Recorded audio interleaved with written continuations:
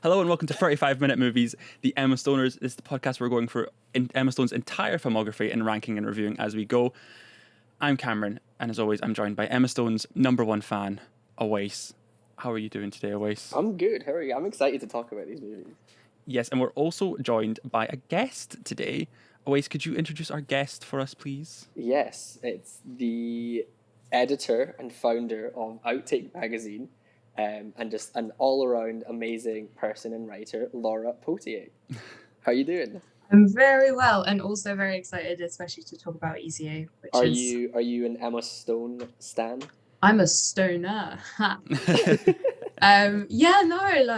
She's great in everything she does, even the bad films. So no complaints. What's your favorite Emma Stone film?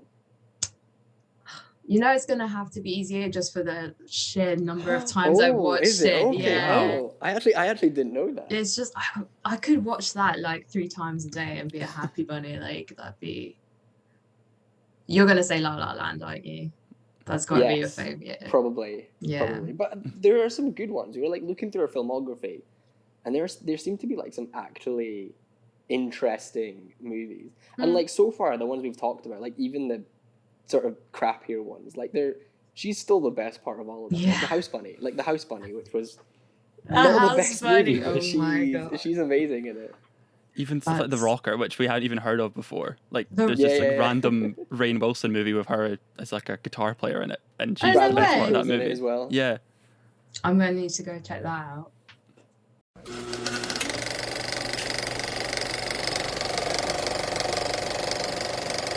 So we'll move on to talking about Easy A, which is directed by Will Gluck. Awais, could you tell me all about what happens in this movie, please? Yeah, so basically, Emma Stone plays Olive, who's this very sort of clean-cut, innocent high school girl, and there's a sort of little white lie that goes around the school about her losing her virginity, and then she starts to see her life sort of paralleling the Scarlet Letter, the sort of famous book that she's currently studying at school. And then the sort of rumor mill starts to going, and she decides to sort of use that to her financial advantage and sort of to boost her popularity status, and sort of goes around telling people that she's, you know, engaging in sort of various sexual acts with different people when in fact she's not, and everything sort of starts to spiral out of control a little bit in her life. And Laura, you said this was your favorite movie, favorite Emma Stone movie. I think so. I'm gonna have to go back now and like triple check everything she's been in, but like it's just you have to double down on it now. It's just such a good one. It's like one of the last great chick flicks of that era. I'm just like, it's just feel good. You got Stanley Tucci being like the dilf he was destined to be. There's nothing not to love about it. It's such a great like movie just in general. I really had a great time with it.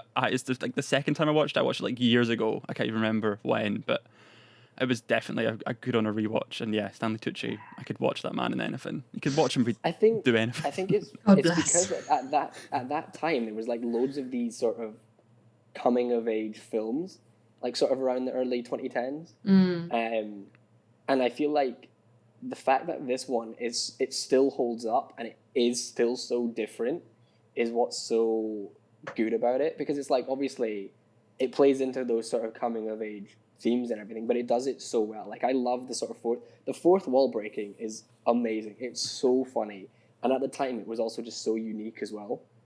And so well constructed, and like there's so much analysis to be done about like the meta like chapter narrative and all that. It's just great. It's also just such a funny story. Also the pocket full of sunshine scene. Yes. It's so iconic.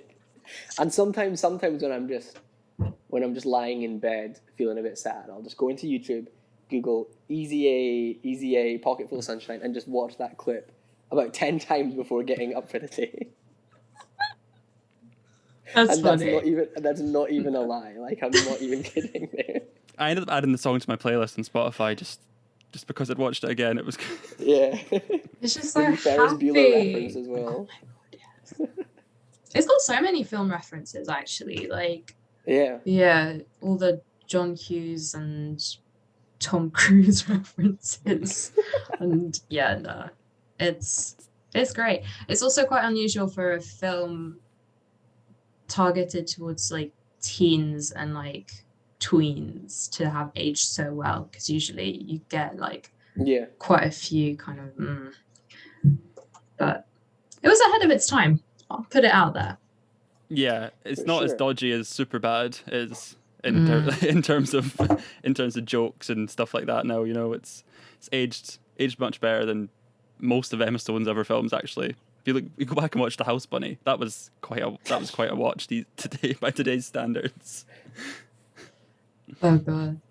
Also, we've got Thomas Hayden Church in it, who's just, I love him as Mr. Griffith, the teacher.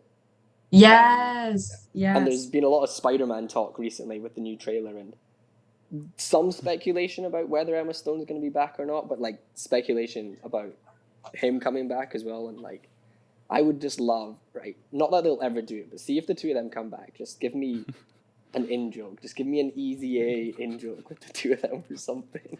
Easy A reunion. That's what we need right now. Yes. Oh my god, would that make Easy A canon in the MCU? I'm happy to look at this as a Gwen Stacy. Think of the potential. It's a Gwen Stacy solo movie in my eyes, basically. So. It's also just so funny as well. Like, I think this would be a great one to like double bill with like Booksmart, and it's because it's like, again, it's just a coming of age film like that is actually funny. Like most coming of age films of this time were not actually very good.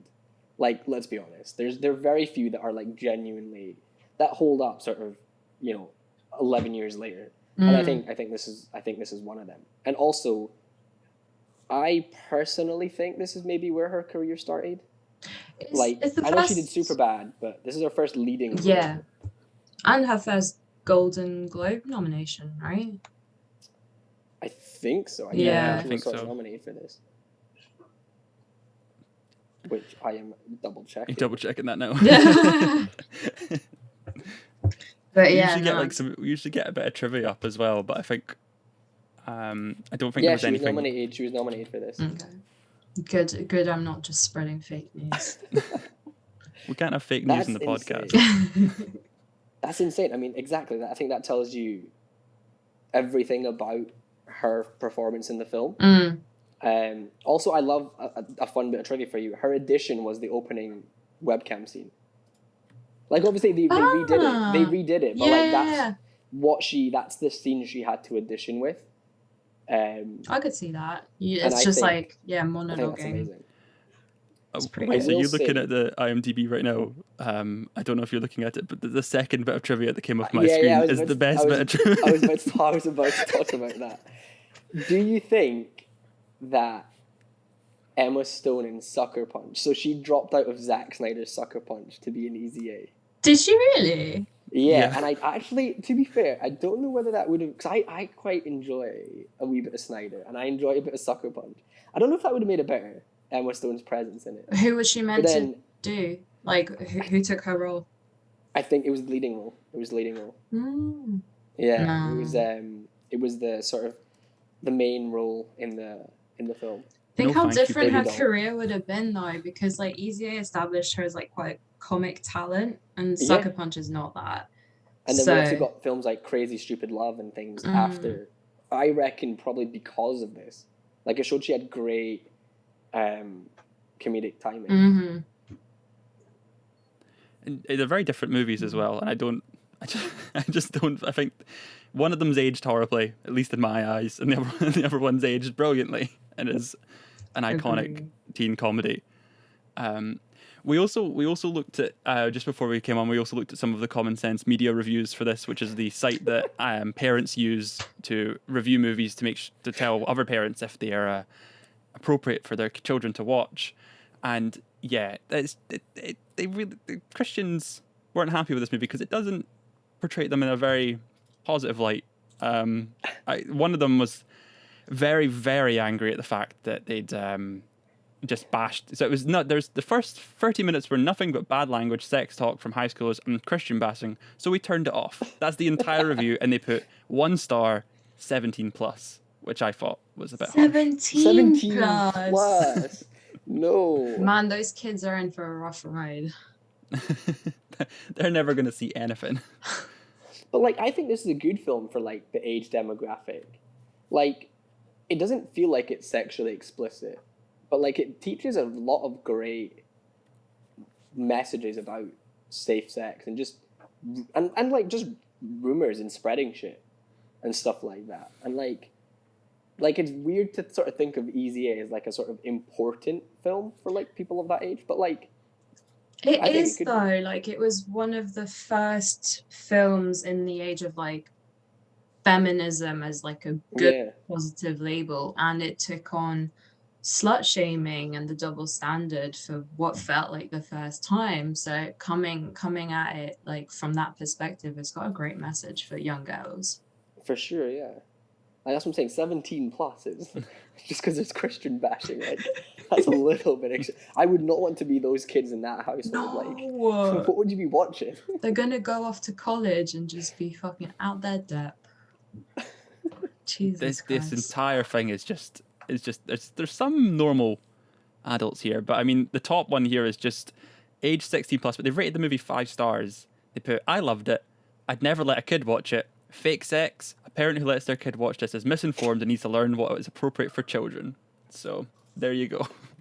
How dare they? How dare they? Wait till they hear us talking about the next movie. I mean, is there actual proper sex in this, or is it just them jumping on the bed, banging on the wall? Towards the end, is there not? I don't remember. I don't think so. Does she not sleep with someone? No. Again, I'm not. They talk about it. They talk about it. They don't show anything or really even visually suggest anything. So. Yeah. It's just a lot of fake sex, but even that they don't really show. Like the scenes. People jumping on the bed, like come on. Exactly. Like come on, like making orgasm. Also, fun fact about that. Apparently, in one of the fake sex scenes, Emma Stone was going at it so hard that she had an asthma attack. That's a good trivia fact. Like, that's really funny. Like I love that she's like committing to the fake orgasms, so, like actual fake orgasms, so much that she had an asthma attack. Jesus, that's just so on brand. Oh yeah, so do you think we've covered Emma Stone enough to sort of move on to ratings, or do you feel you want to anything else? Never enough. But never enough. Can move on. I mean, she's fantastic. It's great. What else is there to say? She has great comedic timing. Yeah. Like, so funny. Definitely. Out of 5 Awais first, what are you going to give this? I'm going to go 4, because it's fantastic. I love it so much. I feel like it's not quite up there in terms of some of Emma Stone's other films that I would maybe hold in a higher regard, but like, I could, watch this sort of so many times. It's such an easy watch. It is a little bit cringe. I think it's obviously supposed to be, but sometimes watching cringe movies for me is just a little bit hard. But like it's so funny. It's heartfelt as well. Like there's some great emotional scenes because of sort of everything that goes on. And yeah, I mean it's just one of sort of Emma's most famous roles for a reason. Yeah. And Laura, what are you going to give out of 5? I'm not stingy. I'm gonna give it 5. Like it's great. I really think there's like nothing you can say bad about it. Like it's the casting's on point. She's incredible. She really established herself as like a leading lady and a good like comedy actress. It's got great themes. It's wholesome. It holds up. There's really nothing I can say about it except it's great. 5 stars. Oh no, I'm concerned we're about to get a controversial. No, you're not. You're not going to get a controversial opinion at all. I'm very much cemented in I'm going to go with 4 stars just because. I don't know. I'm kind of stingy at this point in time because I don't know where it'll land in the end of when we get to the end. So I'm kind of thinking about for the future as well, I guess. But I do love this movie. It's really good. It's a really great fun time. Do you know, it does, Laura made a good point of it has a great cast. Amanda Bynes is in it. Yeah. She quit acting because she hated her performance in this. Really? I didn't know the two were related. The reason she quit acting is because of Easy A. Yo, but she's good in it though. Like she's fantastic in it. I don't know why she decided to quit acting because of this movie. Like, there are other movies in her career that, if she wanted to quit acting, you know, there may be other more obvious choices. Yeah, she's really good in this. I did not know that. I find that really surprising, but Yeah. to each their own, I guess.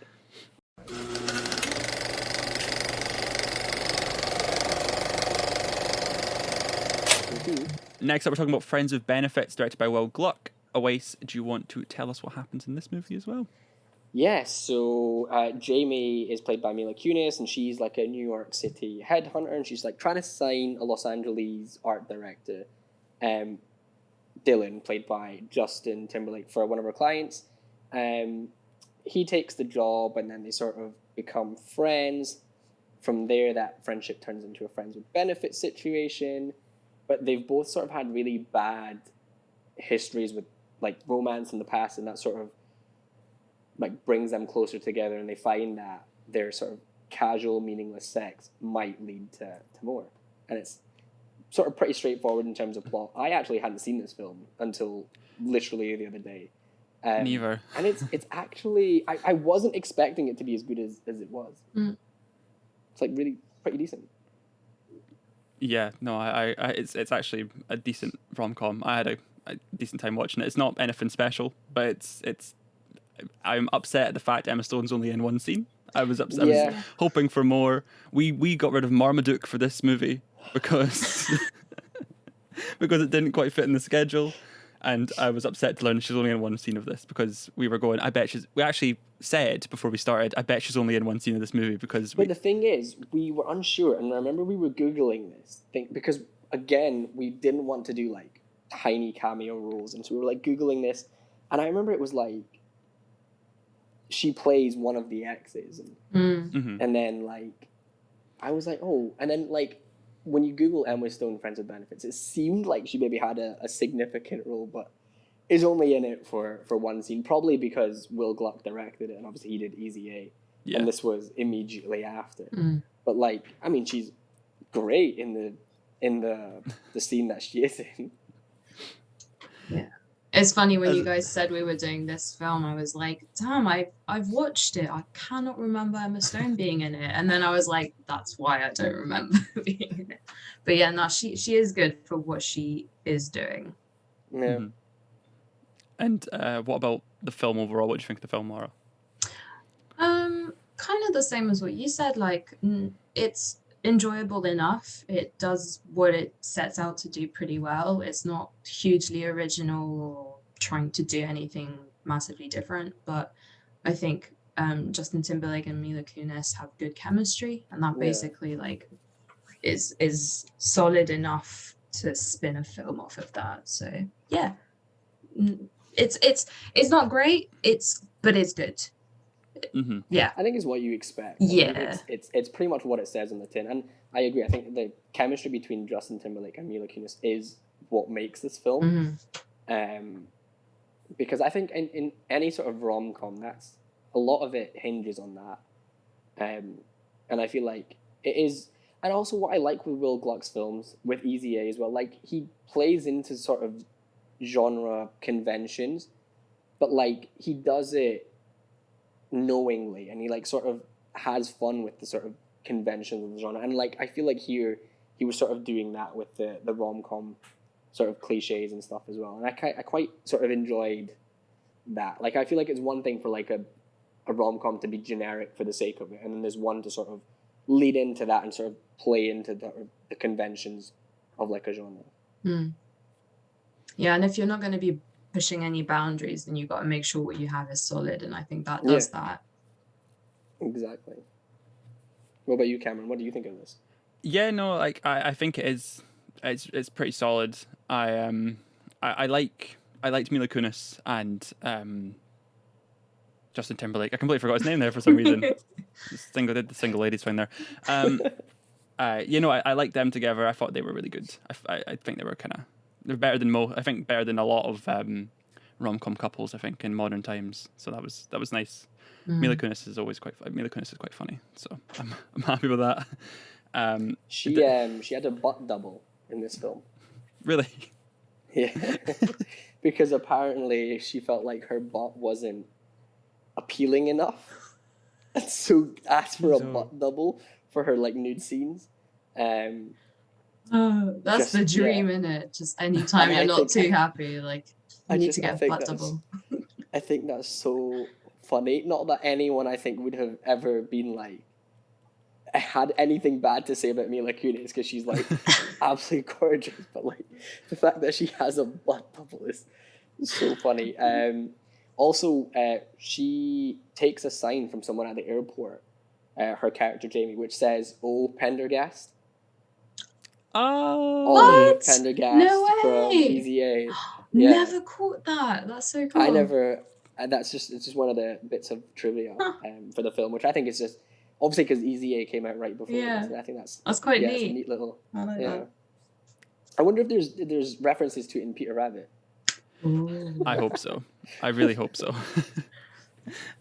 I'd imagine there's probably like a movie poster somewhere, or there is like the name of one of the rabbits, like the background rabbits is like 100% Olive or something. Pendergast Yeah. or something. Just where Or like it's just give one of them an A. Yeah. Yeah. give them the red A and that'll be fine. Just put it on Peter Rabbit's back and that's sorted. I will say though, New York Times have a very interesting line in one of their reviews. And so they're talking about Mila Kunis' character and how she doesn't play like a generic needy like rom-com character, and I'm like, yep, that's so true. And then they're talking about so they go Miss Kunis looks itty bitty enough to hang on a charm bracelet, but her energy is so invigorating and her presence is so vibrant that she fills the screen. If she continues to score roles like this, she might even be able to break out of the genre. However, she is forced to compete with the equally appealing and equally tiny, in hyphens then, if paler and much pinker, Emma Stone, who makes the most of a tiny role. Jesus. Let me guess, it's reviewed by a man. That's giving me like, was it Peter Bradshaw that reviewed Black Widow? It's giving me Bradshaw vibes of Black Widow. That is horrible. Oh no, it's reviewed by a girl. No What? way. It's reviewed by a girl, but I just don't understand. That's grim, man. Like why they're talking about like if slightly paler and much pinker. I don't, when I think of Emma Stone, I think of Academy Award winning actress. I don't think of pink. I don't think she's pink. Like, I also that's love not a way I've ever heard to describe it before. I love the fact her character is obsessed with John Mayer for no real. There's no point into it whatsoever. But she just runs screaming into a John Mayer concert of all the places she could have been at. I just thought that was the funniest thing on the planet. I do think her character in this is just a lot of fun, and you can clearly tell she's just having a good time playing one of Justin Timberlake's exes. I wouldn't be surprised if she'd like ad-libbed the whole thing, to be honest. 100%. I would not be surprised. She's so funny, like just naturally as well. Yeah. This movie has like, I think one of the few sex montages I think I've ever seen in movies before. Just one of the most just over the top sex montages, which once again brings us back to Common Sense Media, the place where all the parents like to hang out. Awais, you saw some absolute classics on there for friends and benefits. We're gonna play a game. Okay, I'm gonna read you a paragraph, and you're gonna tell me the age rating they've given this film, and the star rating they've given this film. Okay, I'm gonna read you a snippet of the paragraph. Okay. This movie is definitely for adults, or perhaps very emotional, very mature 16 plus. Timberlake and Kunis give perhaps their best, or at least their most charming performances. The screenplay is convincing, the directing is very good, the editing is fantastic, and the pacing is perfect. Now, I'm going to read the rest of it in just a second. What are you guys thinking the age rating is, and the star rating out of 5 this parent has given Friends with Benefits. Is the age rating different to the one you read out in the review? Is that? What do you? Okay, so you're saying 16 plus. Okay. I'm saying 16 plus, but I doubt it's 16 plus now that he's. And what do you think the star rating is? From what I've 3, just read. possibly. 3. Okay, Yeah. Laura. I'm gonna say 17 plus and 4. Because I mean, they're talking. The direct screenplay is convincing. Directing is very good. Okay. If the bad language had been left out and the bedroom scenes had been seriously toned down, I might have even given this movie 4 stars, or even 5. Despite it all, I have a soft spot for this movie and just wonder what it might have been if this movie had been produced by a team that had less of a potty mouth and a mind in the gutter. It is 2 stars, age 18 plus. No way, 2 stars. And the subject line is bad language and too much sex obscures what could be a heartwarming rom-com. Oh my god. But did they go into this film not knowing what Friends with Benefits means? Like, it sounds like they've all been caught out. I mean, come on. Like, I mean, yeah, it's called Friends with Benefits. Like, are you, like, what are you expecting? I mean, this girl that goes, where is it? Yes. This movie is not for kids. There is way too much sex in it. Literally every other scene is sex. Hollywood needs to stop making films where all they do is try to promote teenage sex. It is not appropriate and is getting old.